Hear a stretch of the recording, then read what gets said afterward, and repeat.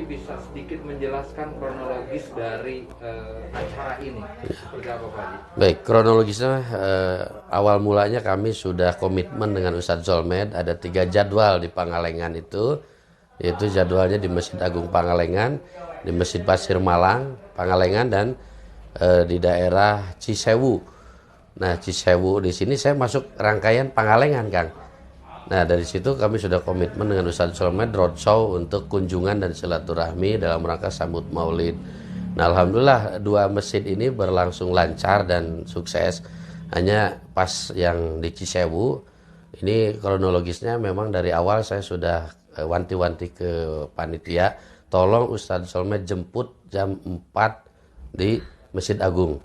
Agar apa? Agar tidak terlambat datangnya. Saya ke panitia, dalam panitia jam 3 sudah datang, sudah nongkrong. Saya temukan dengan Ustadz Zolmed, saya foto dokumentasi panitia sudah menjemput, Pak Tisna namanya. Terus saya sampaikan, Pak Tisna tolong ngomong langsung sama Ustadz Zolmed bahwa perjalanannya itu terjal, licin, dan memang lagi ada longsor. Bilang aja perjalanannya 2,5 jam, dan bilang aja acaranya habis maghrib. Tujuannya apa? Itu saya menghindari keterlambatan. Daripada sekarang terlambatnya lebih parah, lebih baik dijemput langsung dibawa. Nah, akhirnya pihak Ustadz Zolmed menyampaikan kepada penjemput Pak Tisna, saya mau ke hotel dulu, mau beres-beres dulu. Habis itu maghrib saya berangkat. Toh lihat di Sherlock juga cuma 1,5 jam kok, cepat. Ya udah, kami percaya aja waktu itu. Nah, kami waktu itu ke Pak Tisna, tolong ikuti gerak-gerik Pak Ustadz Zolmed kemana. Akhirnya dia mengejar ke hotel, ternyata sudah check out. Nah, akhirnya saya telepon, Ustadz di mana? Saya masih di luar. Nanti ada supir saya mau ngambil uang untuk pelunasan. Karena kami sudah DP beliau, buktinya juga ada 2 juta rupiah untuk DP beliau dan pelunasannya 6 juta rupiah.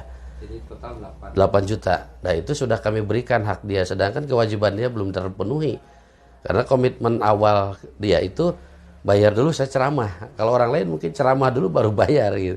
Kita ikuti Kang prosedur itu. Nah, tiba-tiba maghrib saya jam 4 itu jam 4:30 saya suruh duluan. Pak Ustadz sama penjemput duluan. Saya nyusul nanti jam 5. Setelah saya menyerahkan uang 6 juta kepada asisten Ustadz Zolmed namanya. Sudah dilunasi? Sudah. Sudah dilunasi, sudah kita bayar hak dia. Nah, tiba-tiba jam 6 ada informasi bahwa Ustadz Zolmed OTW. Oke, saya lihat di Google dia terkini, memang betul jalan. Ada bukti jalannya gitu, lihat Sherlock terkini. Lalu saya lapor ke panitia, ini loh posisi Ustadz di sini. Tiba-tiba pas di tempat yang lagi longsor, beliau mengirimkan video, bro, sorry tidak bisa masuk nih, jalan akses semua ditutup, saya alternatif disuruh putar balik. Maaf ya bro. Perkiraan di mana? Itu di ya itu di daerah apa yang mau masuk Telagong Genteng itu. Okay. Nah di situ dia ke saya bilang, bro saya putar balik ya, lanjut ke Jakarta. Lah Ustadz gimana tanggung jawabnya, saya udah di lokasi kan, Ustadz nunggu saya duluan, saya udah duluan nyampe kok. Saya bilang jalannya bagus. Enggak ini bro, nggak bisa, saya harus balik ke Jakarta besok syuting, alasan dan lain-lain. Nah dari situlah saya mulai tegang, sudah mulai panik gitu, bagaimana menjelaskan ke panitia dan jamaah. Akhirnya saya memberanikan diri, saya masuk ke panggung, saya umumkan bahwa Ustadz Zolmed terhalang jalan, putus, tidak bisa lanjut. Dan saat ini Ustadz Zolmed sudah balik arah pulang ke Jakarta. Untuk itu saya secara pribadi dan manajemen mengucapkan memohon maaf atas kejadian yang memang di luar dugaan, di luar rencana kita. Nah untuk itu saya sendiri juga sudah menyampaikan mohon maaf kepada jamaah, pada panitia. Ya, akhirnya kami pun berkumpul lah di Polsek di sini menyelesaikan gitu kan. Baik, Pak Haji, sekarang setelah dengan kejadian ini, mungkin kita kan, apalagi tadi Pak Haji sudah menyebutkan uang sudah masuk secara keseluruhan. Itu rencananya gimana nih Pak Haji? Dari pihak Pak Haji sendiri dengan? Ya, saya tetap akan melanjutkan jalur hukum. Insya Allah saya juga, karena ini nama baik juga, terus nama daerah juga Sewu, bukan hanya satu desa tapi ini satu kecamatan. Jadi saya akan melanjutkan insya Allah. Besok atau lusa saya mau ke Polda meminta konsultasi lah bagaimana dengan kasus seperti ini, masuk ranah hukum pasal keberapa. Sedangkan hak kami, bukti apa semua kami sudah siap. Bukti-buktinya sudah ada gitu untuk melaporkan, karena intinya tidak ada konfirmasi ketika jalan. Saya udah menugaskan, ada panitia menjemput. Ustadz tolong tunggu aja, kirim Sherlock. Itu nggak dikirim-kirim. Informasinya Pak Haji, katanya Pak Haji itu tidak melalui manajemen. Ini sebenarnya komunikasi Pak Haji dengan pihak. Ya, memang saya katakan jujur, saya tidak melalui manajemen karena saya langsung lewat pribadi dia. Karena saya sudah memberikan jadwal dia 159 jadwal ke dia, Pak, sebelum pandemi dan masuk setelah pandemi ini. Jadi kami dengan Ustadz Zolmed bukan sehari 2 hari, Pak, kenal. Kami udah 3 tahun. 3 tahun, hanya yang kami sayangkan ada apa gitu. Sempat ada komunikasi nggak dengan kejadian sekarang? Tadi pagi kita sudah komunikasi ke beliau. Saya sudah sampaikan saya masih di Polsek, saya masih diamankan. Mohon minta konfirmasi Ustadz. Apa jawaban dia? Dia hanya mengirimkan video, gambar mobil yang lagi kejebak macet, Pak. Ada 4 video. Itu dikirim ke saya, alasannya saya udah berangkat, saya sudah berusaha, tapi disuruh putar balik lagi. Itu yang kedua. Ini jadwal Cisewu itu masuknya Garut bukan Pangalengan. Nah saya sampaikan, Ustadz kan lebih paham, Cisewu itu udah di Sherlock sebelum berangkat kan. Oh cuma 1,5 jam.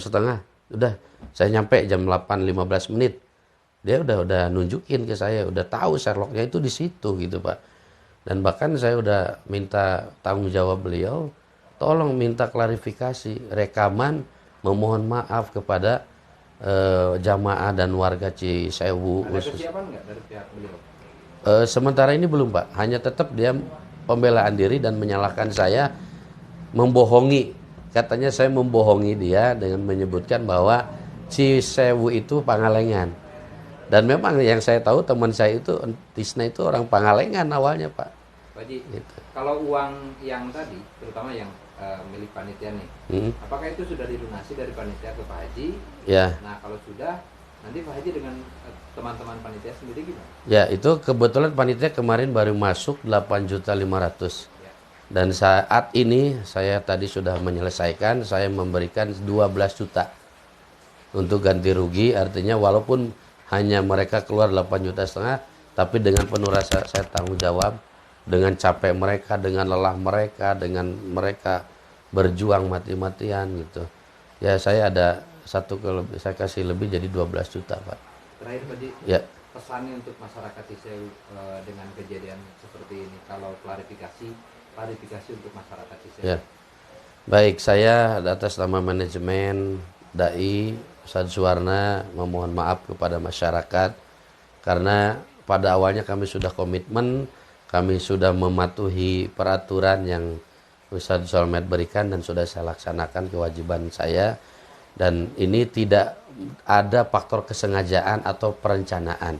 Dari awal kami sudah menyusun rapi, dari awal kami minta ke Ustadz Zolmed, bahkan ada bukti video.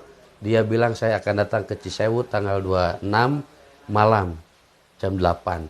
Bukti video itu sudah ada, kami pegang. Dan akhirnya tiba-tiba beliau tidak hadir, kami pun masih minta pertanggungjawaban beliau. Dan sampai saat ini uang juga belum dikembalikan, belum ada klarifikasi. Dan insya Allah, bismillah, saya dengan warga Cisewu akan melanjutkan ke ranah hukum untuk minta pertanggungjawabannya. Gitu.